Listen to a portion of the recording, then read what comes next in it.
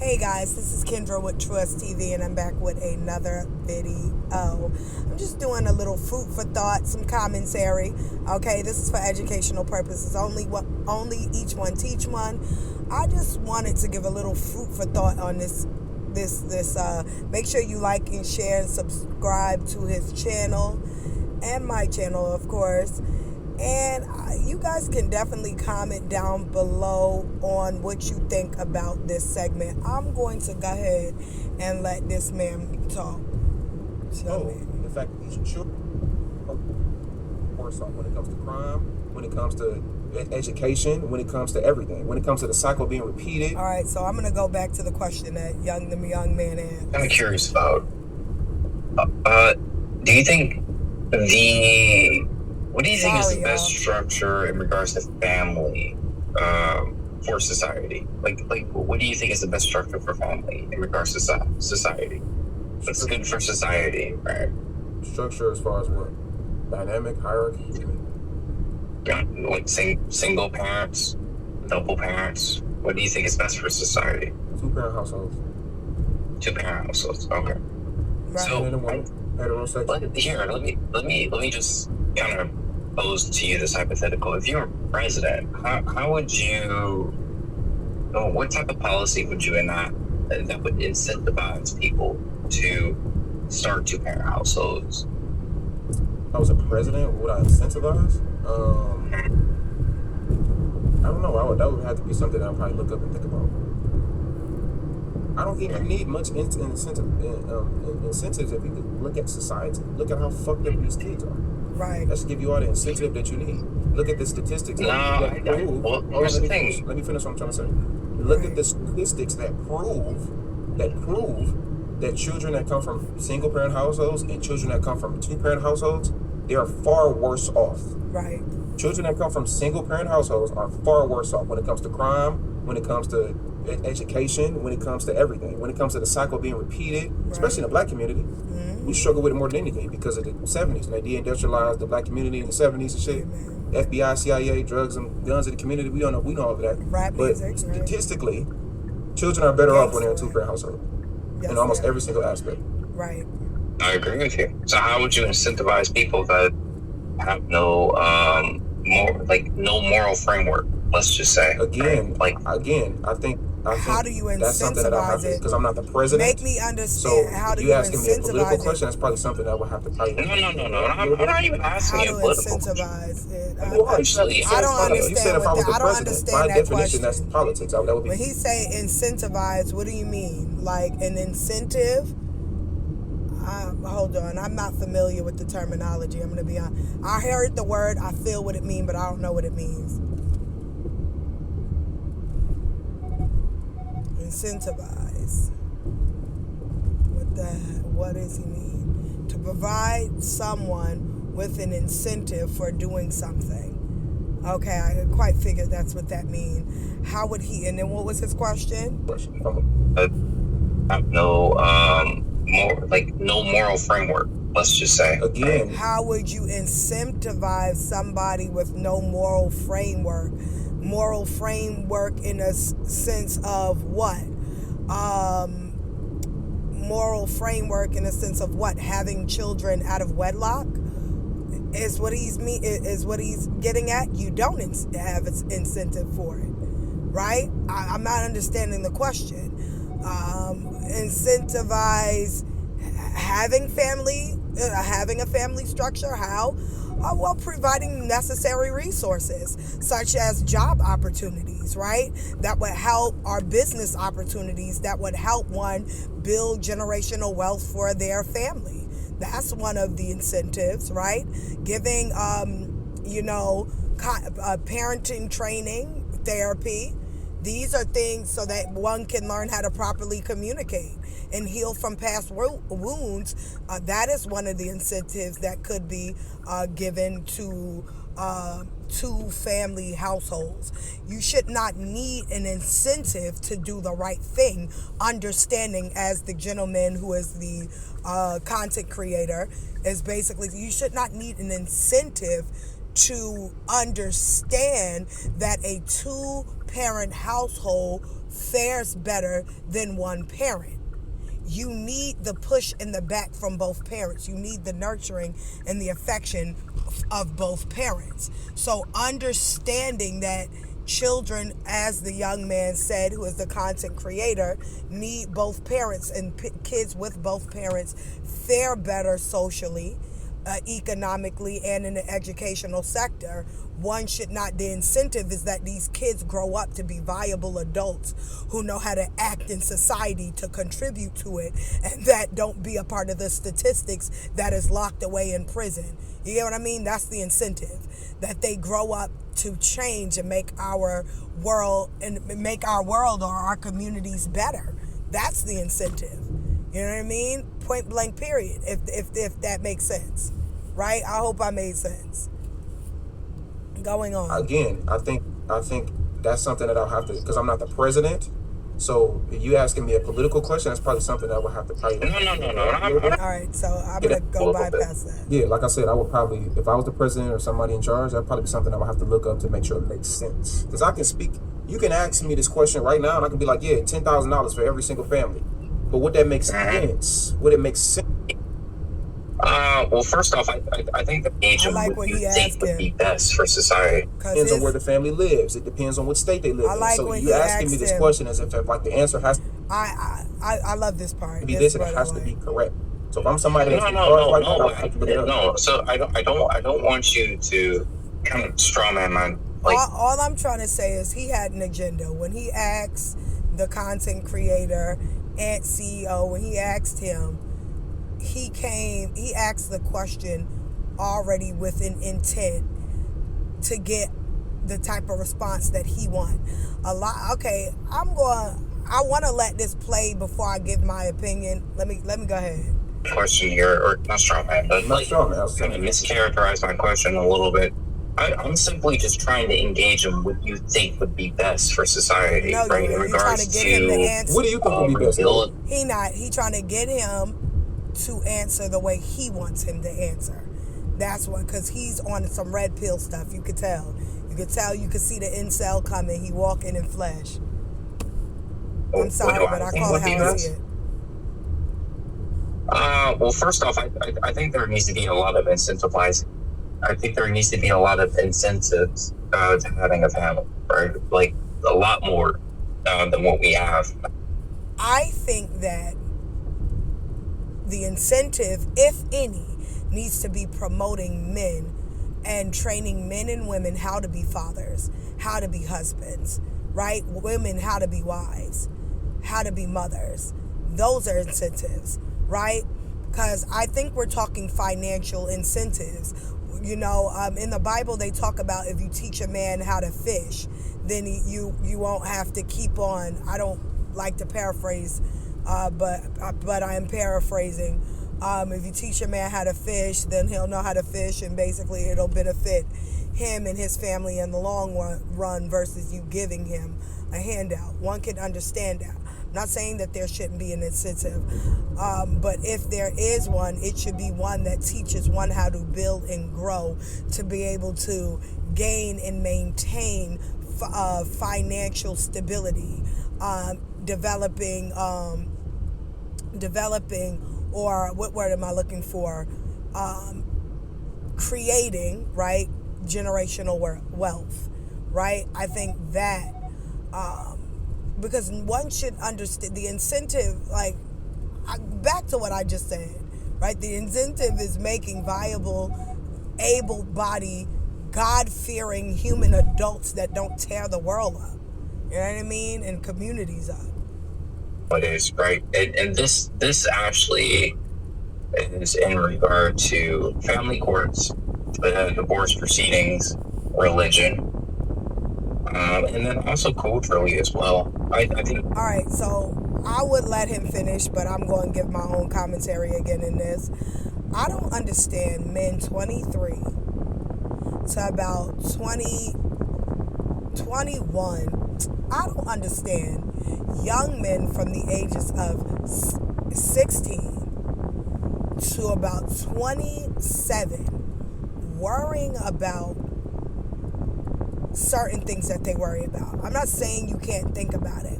I'm saying that there are a lot of young men who are worried about child support, getting married, or having a baby out of wedlock and being put on child support. A lot of them not even worried about marriage. They're worried about divorce, right? They're worried about divorce and being put on child support. First and foremost, let me explain something to y'all young men. These decisions are things that you think about, fine, but understand that the divorce and child support are repercussions to making wrong decisions. So first and foremost, how about number one, let's just nix the whole premarital sex and having to pay child support. If you men value yourself more than just being sexual objects, right, to puff up your ego, you could understand that if you chose correctly the right woman and abstain from having sex, you would never have to worry about being a baby daddy, making a baby mommy, and being put on child support. Right? If you took the time to actually get to know the woman that you want to spend, and actually going to find the woman that you want to spend the rest of your life with, you wouldn't have to worry about having children out of wedlock. See, a lot of times you are worried about that because you want to live a life free to do whatever you want and have no repercussion. Right?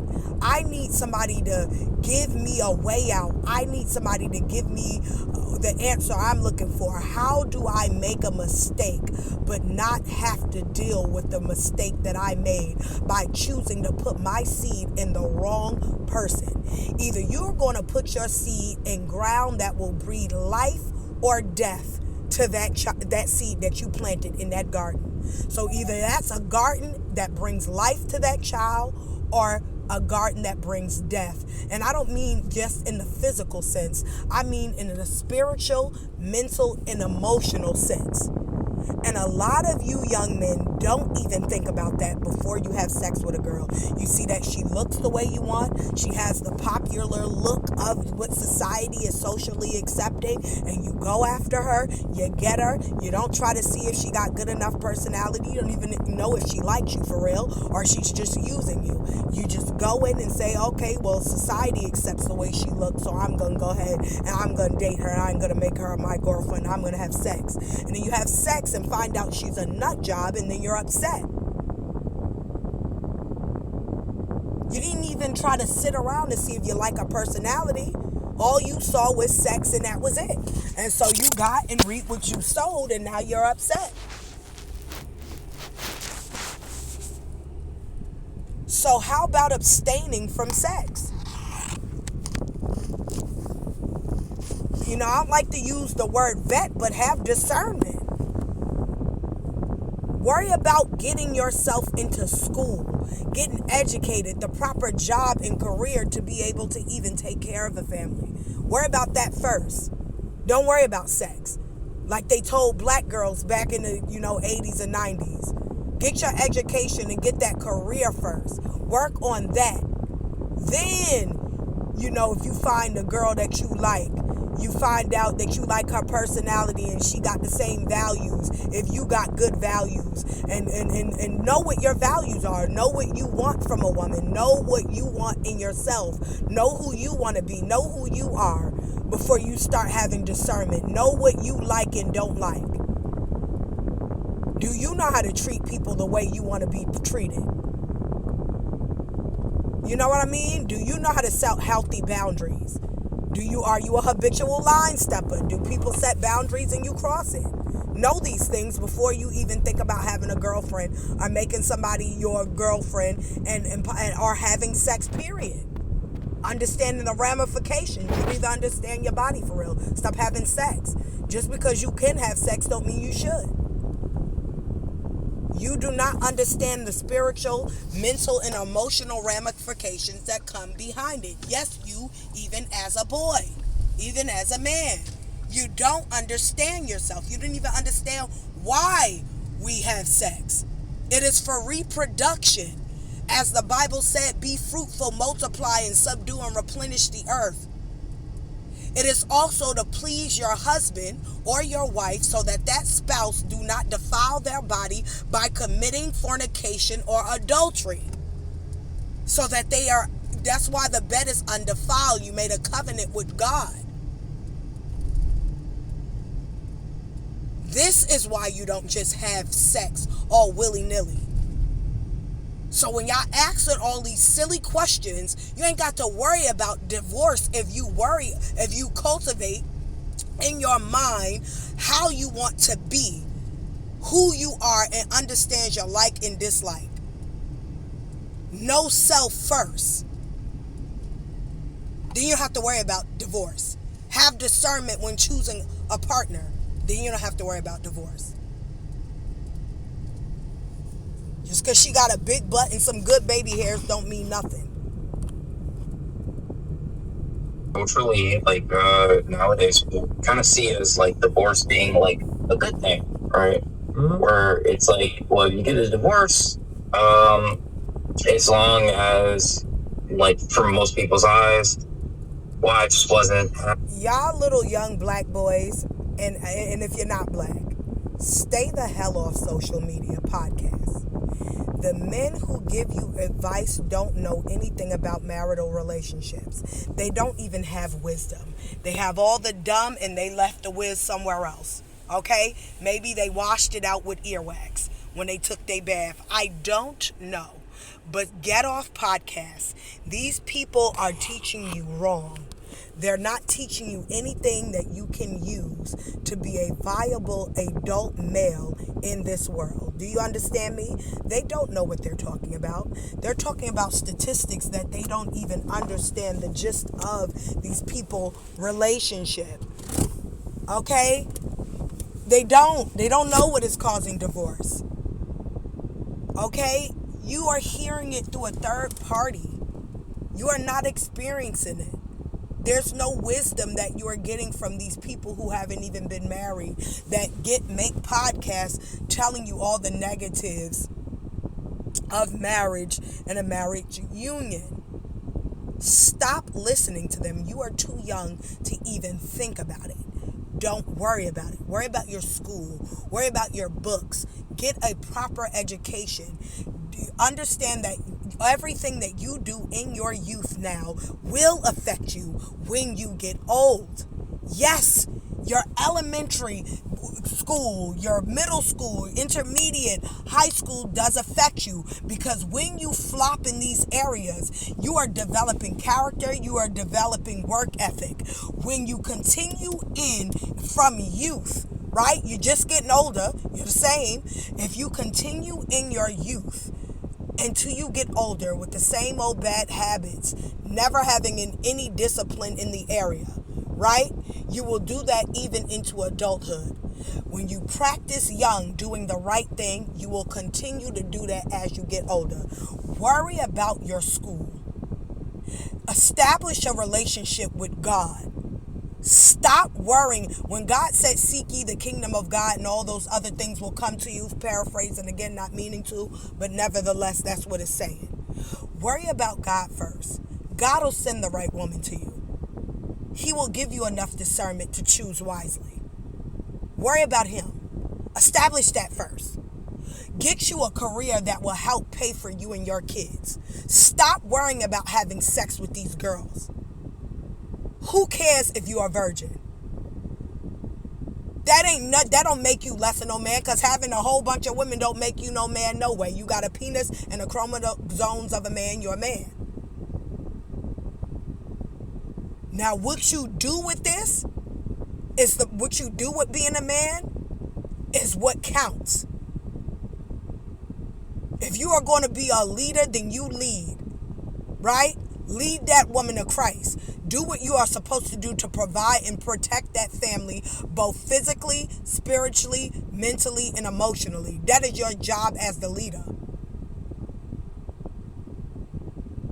Period. Stop worrying about that. If you have not even got past the elementary level, why are you trying to hurry up and graduate and have a girl and have sex already? You don't even understand your body. You don't even understand why. Just because you got an itch don't mean you're scratch. Point blank period. Y'all boys need to understand this. Stop watching things that promote you being sexual. Stop masturbating. You do not understand the spiritual ramification. If you haven't even mastered that much, stop worrying about a girlfriend. Some of y'all have not even mastered your own temperament. Some of y'all haven't mastered cleaning yourself properly. Some of y'all haven't mastered basic things. Same thing go for girls. Stop worrying about being in relationships when we haven't mastered basic things on treating people how you want to be treated, or treating people according to how they want to be treated. Respect, setting healthy boundaries.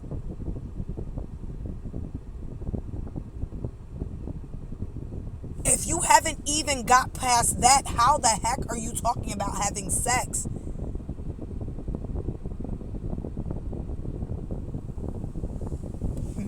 Master that first. Stop worrying about how you look to your friends. Who cares? They're all virgins. And even if they're not, you don't want to be like them. Dare to be different. This is Kendra with Trust TV, y'all. Like, share, and subscribe. Stay up, stay blessed. Put God first above all else. Peace out. Bye. For now. Feels like that because these men need to hear that. Dare to be different.